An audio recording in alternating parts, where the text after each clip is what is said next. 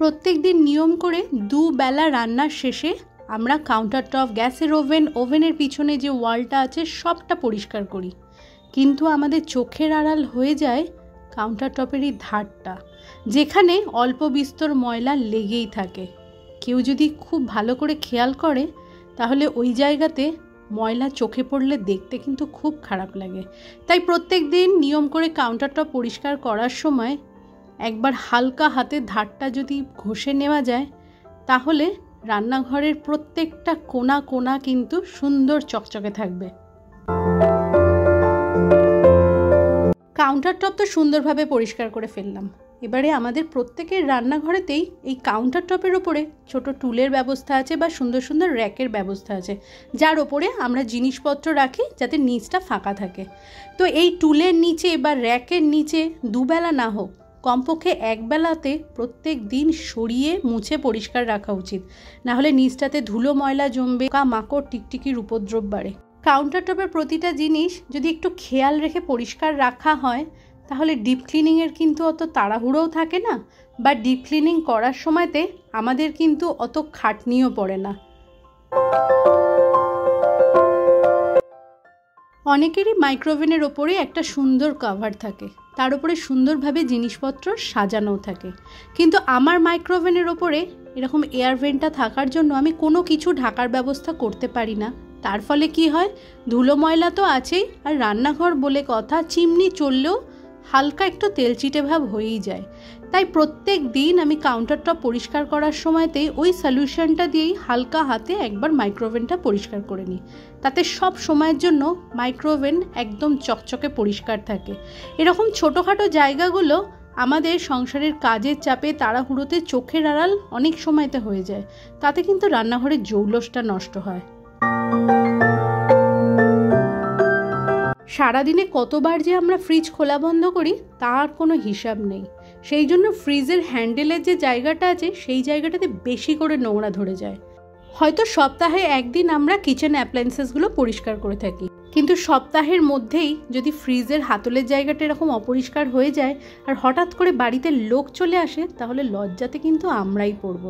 সেই জন্য সপ্তাহের জন্য অপেক্ষা না করে একদিন দুদিন অন্তর অন্তরে যদি আমরা এরকম অ্যাপ্লায়েন্সেসগুলোকে কলিনের সাহায্যে হালকাভাবে পরিষ্কার করে নিই তাহলে জিনিসগুলো কিন্তু দেখতে ভীষণ সুন্দর থাকে। সব সময়ের জন্য প্রত্যেকটা জিনিস একদম নতুনের মতো চকচক করে।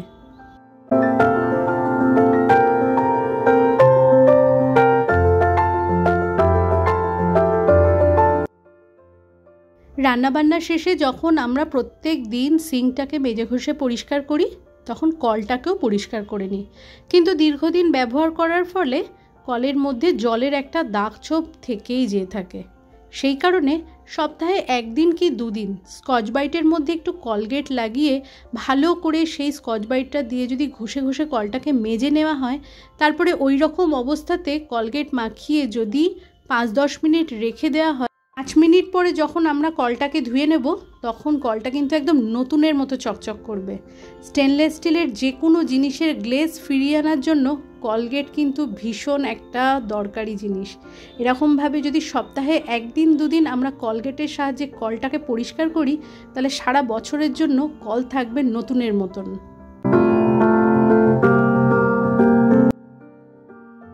ঠিক একই রকমভাবে কলগেটের সাহায্যে আমরা সিঙ্কটাকেও পরিষ্কার করতে পারি।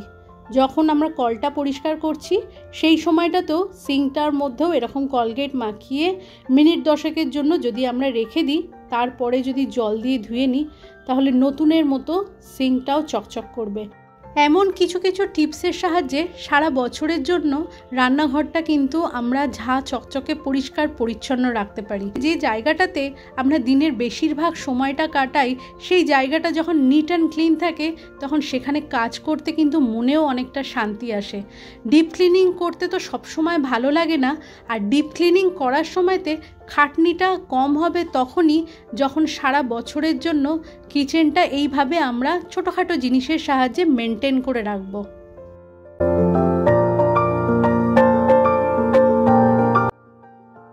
সমস্ত রান্নাঘরটা আমরা ঘষে মেজে পরিষ্কার করে রাখবো, কিন্তু ছোট ছোট কিছু জিনিস চোখের আড়াল হলেই রান্নাঘরের জৌলসটা নষ্ট হয়ে যায়। এই হ্যান্ড ওয়াশের কন্টেনারটা দেখো, আমি এই টিপসের ব্লগটা তৈরি করব বলে বেশ কিছুদিন ধরে এটা আমি পরিষ্কার করিনি, কারণ তোমাদেরকে আমি দেখাতে চেয়েছিলাম খুব সামান্য জিনিস চোখের আড়াল হতেই যেভাবে নোংরা হয়ে যায় তাতে দেখতে কতটা খারাপ লাগে।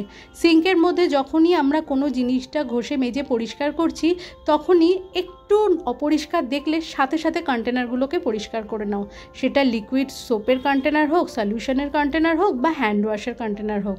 তাতে কি হয়, চটচটে ভাবটাও থাকে না, আর হাত দিলে পরে যে একটা অপরিষ্কার ভাবটা সেটাও চলে যায়।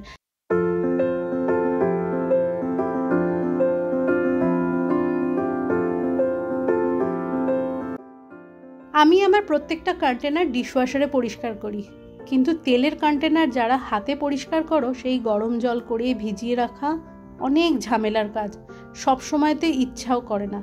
ভিনিগার কিন্তু স্টিল পরিষ্কার করার জন্য ভীষণ উপকারী, আর প্রত্যেকটা তেল চিটচিটে জায়গা কিন্তু ভিনিগার খুব সহজেই সেখানকার চটচটে ভাবটা সরিয়ে দেয়। সেই জন্য প্রতিটা কন্টেনার তো সবসময় প্রত্যেক দিন বা সপ্তাহে সপ্তাহে পরিষ্কার করা সম্ভব হয় না। তেলের কন্টেনার তেল শেষ হলে পরে তারপরেই আমরা পরিষ্কার করি, বা মশলার পাত্রতে মশলা ফুরালে তারপরেই আমরা পরিষ্কার করি। রান্না বান্নার শেষে প্রত্যেক দিন যদি একটা শুকনো কাপড়ের মধ্যে আমি যে সলিউশনটা বানিয়ে রাখি ওই রকম, সেটা তোমরা জানোই, আগের ব্লগে দেখেছো, এরকম সলিউশনটা স্প্রে করে নিয়ে কন্টেনারগুলোকে যদি একটুখানি ঘষে ঘষে পরিষ্কার করে দেওয়া হয় তাহলে সব সময়ের জন্য কন্টেনারগুলো থাকে একদম চকচকে, আর তেল চিটচিটে ভাবটাও থাকবে না।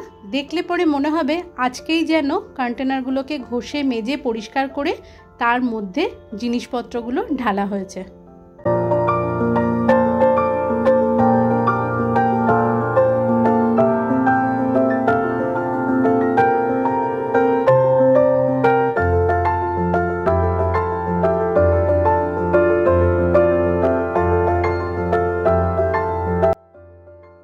প্রত্যেক দিন না হলেও রান্নাবান্নার শেষে সপ্তাহে 2-3 দিন কিন্তু আমরা ক্যাবিনেটগুলো হালকা হাতে পরিষ্কার করে নিই, কিন্তু পরিষ্কার করতে ভুলে যাই বা চোখের আড়াল হয়ে যায় আমাদের ক্যাবিনেটের হ্যান্ডেলগুলো।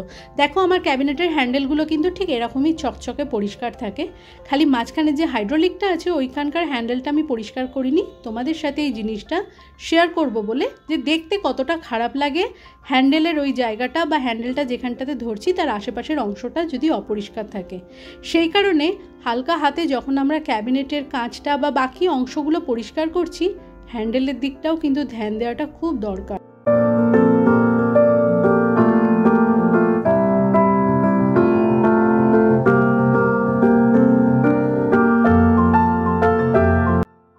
যদিও খুব একটা বাসনপত্র আমাকে হাতে মাজতে লাগে না, তবুও হালকা পাতলা যেটুকুনি বাসন আমি মেজে থাকি তার জন্য একটা স্টিল উল আর 2টো স্কচ ব্রাইট আছে।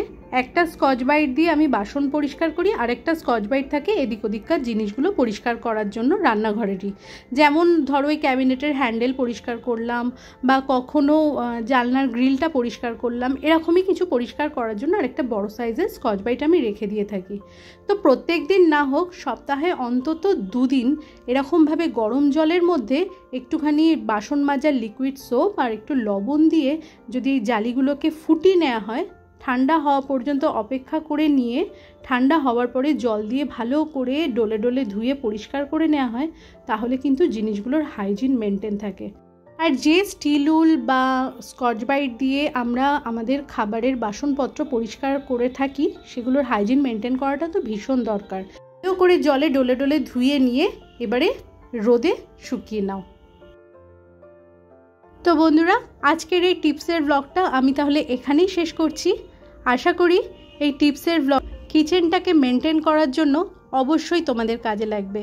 যে সমস্ত ছোট ছোট 10টা টিপস নিয়ে আজকের এই ব্লগটা আমি তৈরি করেছি, এই ছোটোখাটো জিনিসগুলো আমরা অনেক সময়তেই সংসারে কাজের চাপেতে চোখের আড়াল করে ফেলি। তার ফলে কি হয়, ডিপ ক্লিনিংয়ের সময় আমাদের খুবই কষ্ট হয়। তোমাদের যদি ভালো লাগে তাহলে একটা লাইক, শেয়ার, কমেন্টের মাধ্যমে অবশ্যই আমাকে জানিও।